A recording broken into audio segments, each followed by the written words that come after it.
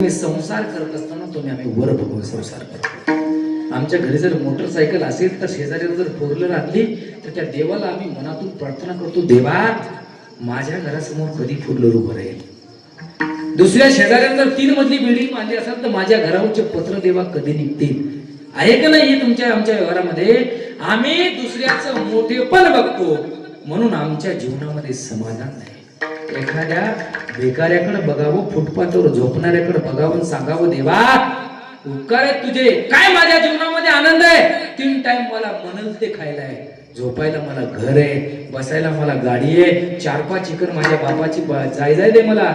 हा म्हणे तेवढा पैसा आहे देवा, लाख रुपयाचा मोबाईल माझ्या खिशात आहे, सोन्यासारखी बायको आहे, सोन्यासारखे लेकरे देवा, खूप तुझे उपकार आहेत रे बाबा. या माणसाला तर बसण्याकरता घर नाहीये, रस्त्यावर झोपले आणि त्या जगाच्या मालकाचे उपकार मानावे. जेव्हा आपण आपल्यापेक्षा लहान व्यक्तीकडे बघून जगायला लागतील ना दादा, त्या दिवशी तुमच्या जीवनामध्ये सुखच सुख राहील. जोपर्यंत तुम्ही तुमच्यापेक्षा उच्च दर्जाच्या माणसाकडे पाहून जगाल तोपर्यंत तुम्ही कितीही पैसा कमवा, कितीही तुमच्याकडे पद असू द्या, कितीही तुमचं घर मोठं असू द्या, कितीही पैसा असून तुम्ही नंबर 1 चे दरिद्री राहणार. विठाला विठाला